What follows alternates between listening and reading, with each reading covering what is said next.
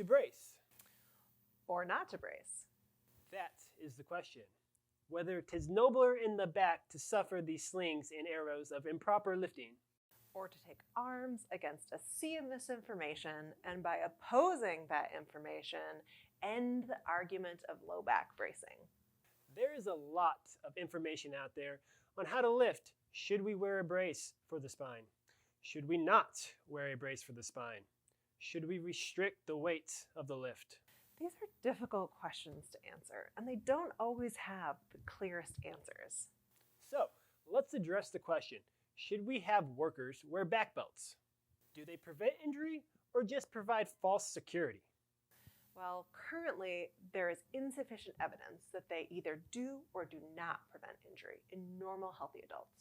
The National Institute for Occupational Safety and Health recommendations, therefore, are to not wear a back belt if you have never been injured.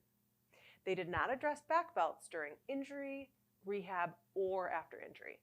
At this point, there are no definitive studies on either the beneficial or harmful effects of wearing a back belt.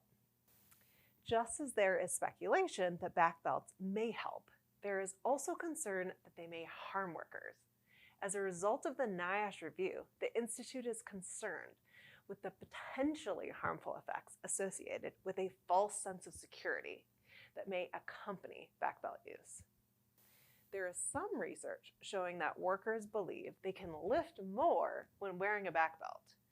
It's sort of like giving the industrial athlete the sense they have superhero powers with a back brace. If workers falsely believe they are protected, they may subject themselves to even greater risk by lifting more weight than they would have without a belt. But do they reduce any force on the spine? Lifting may produce a variety of forces within the body, which contributes to pressure on the spine, termed loading. Many of these studies NIOSH reviewed sought to examine the impact of back belt use on loading. None of the studies provided sufficient data to indicate that industrial back belts significantly reduce loading during a lift. In fact, there is little evidence to suggest that these forces could be reduced with a back belt at all. But do they remind workers to lift properly? Again, that's a no.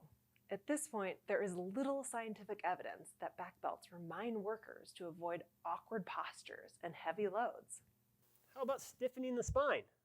There are numerous ligaments, tendons, and other soft tissues that surround the spine and help hold it in place. The theory is that if back belts increase the support, they would decrease the motion allowed between segments of the spine and therefore decrease damage to the discs in the lower back.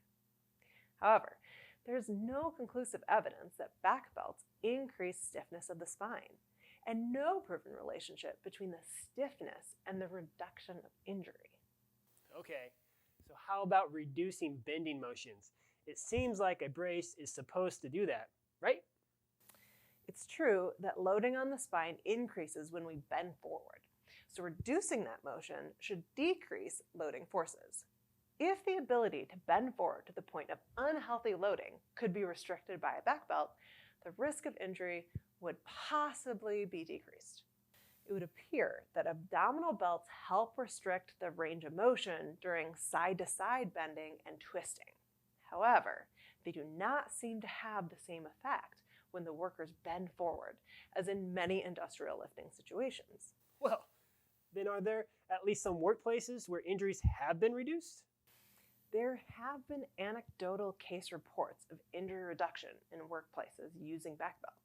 However, many companies which have instituted back belt programs have also implemented training and ergonomic awareness programs. So the reported injury reduction may be related to these or other factors and not necessarily on the back belt itself.